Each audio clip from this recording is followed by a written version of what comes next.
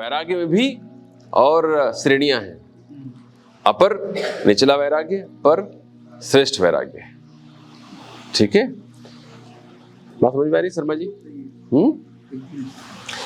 तो ये बात समझ में आ गई है। वृत्तियों का निरोध करना है, क्लिष्ट अक्लिष्ट दोनों करना है। क्लिष्ट का तो करते ही चले व्यवहार काल में, लेकिन जब आप साधना के लिए बैठे तो दोनों ही वृत्तियों का निरोध हो जाना चाहिए, और वो होगा वैराग्य से। वैराग्य के लिए क्या परिभाषा दी है? वैराग्य की क्या परिभाषा है? सुने हुए, अनुभव किए हुए और देखे हुए, या भविष्य में अनुभव में आने योग्य, भविष्य में भोगने योग्य विषयों के सेवन के प्रति उपरति, उनसे नॉन अटैचमेंट। जो भी भोगा है आपने अब तक, या देखा है, सुना है, जो भी विषय है, उनके प्रति विरक्ति अगर आ जाती है आपके जीवन में, तो आपने अपर वैराग्य को प्राप्त कर लिया है। वैराग्य सर मतलब किसी भी चीज के खोने का या भय ना होना, वो वैराग्य। हाँ, वैराग्य है। भय,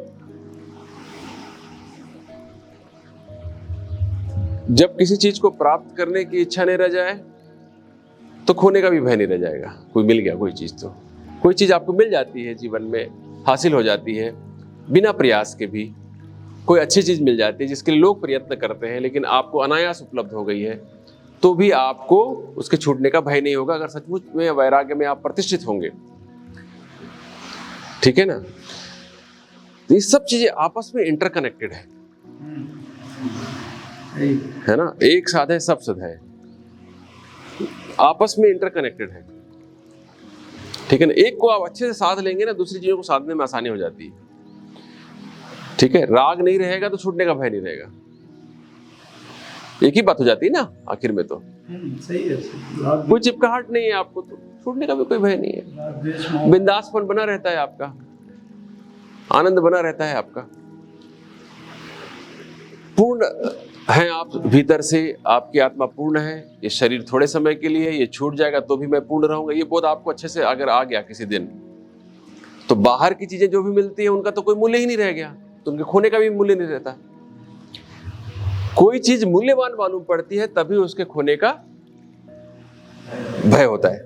कोई चीज मूल्यवान मालूम पड़ती है तभी उसके खोने का भय होता है।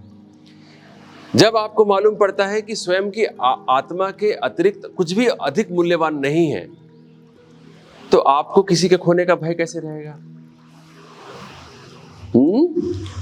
अगर आपके पास, आपके बैंक अकाउंट में 1 अरब पड़ा हो, तो आपको अपने मोबाइल के खोने का भय रहेगा?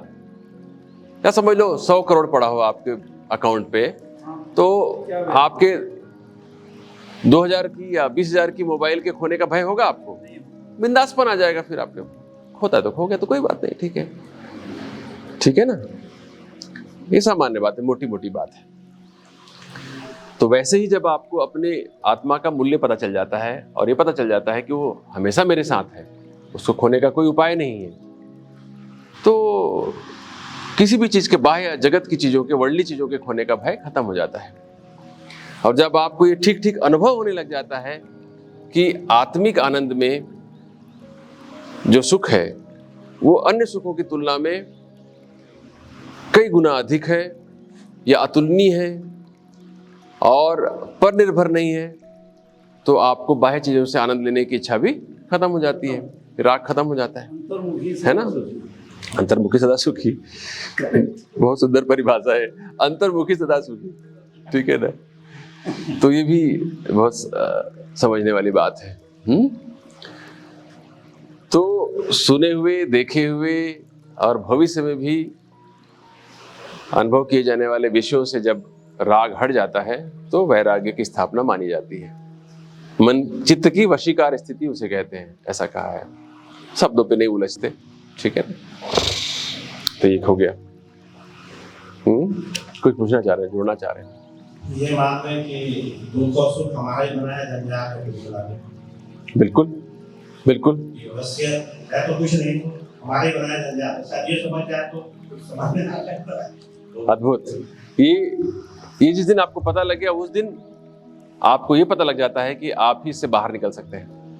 ये जो मकर जाल आपने बुना है, वसीयत बोले तो वसीयत, हाँ, आप वसीयत वर्ड बोले नहीं, मैंने कहा दुख और सुख ये आपका बनाया हुआ जंजाल है, कुछ नहीं, इसी के सब भी नहीं। इससे परे समझ आता है कि इससे तब भी निकल सकते हैं कि शुरुआत हो जाती है मेरे ख्याल से। एग्जैक्टली, ये बोध ही तो है, ये परम बोध में से एक है। ये अगर बोध हो गया तो बहुत बड़े सत्य का उद्घाटन हो गया आपके जीवन में, समझना चाहिए। बहुत बड़ी बात है कि ये सब कुछ मेरा ही पसारा है, मैं ही वो मकड़ी हूं जो सारा जाल बुनती हूं जगत का, है ना। और वो जिस माध्यम से होता है उसे ही माया कह देते हैं, है ना। आपने ही सुख दुख का जाल बुना है और उसी कॉब वेब में उलझ उलझ के आप अपनी जान देते हैं।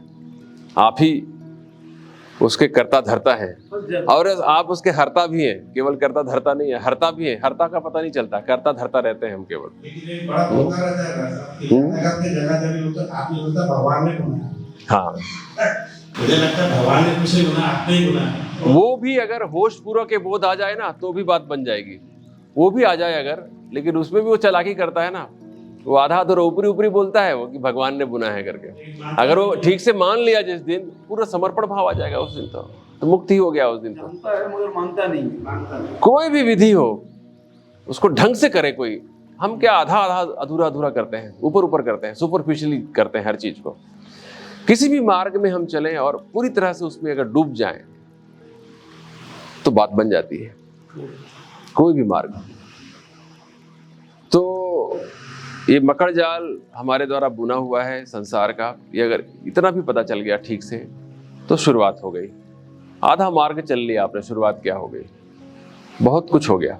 क्योंकि एक बार आपको पता चल जाए कि भाई इस मार्ग पर चलने से दुख मिलता है तो आप निश्चित रूप से उस मार्ग को बदलना चाहेंगे और एक नए मार्ग की तलाश में निकलेंगे जहां पर आपको दुख ना मिले। क्योंकि सारी जो जद्दोजहद है जीवन की वो सुख पाने की है। सुख पाने की इसलिए है क्योंकि आत्मा आनंद रूपी है, सुख स्वरूप है, सुख स्वरूप है, आनंद रूपी है, इसलिए बार बार उस ओर प्रयत्न जाता है। तो अगर आप सुख की तलाश करते हैं तो कुछ भी बुरा नहीं है उसमें, लेकिन क्यों ऐसे सुख की तलाश करें जो छूट जाने वाला हो। क्यों ना ऐसे सुख की तलाश करें जो सदैव हमारे साथ में रहे, और वो बोध ही है, दुर्लभ बोध ही हो। हाँ, दुर्लभ। तो ये बोध ही आपको सुख दे सकता है कि आप शरीर से परे, मन से परे आत्मसत्ता है।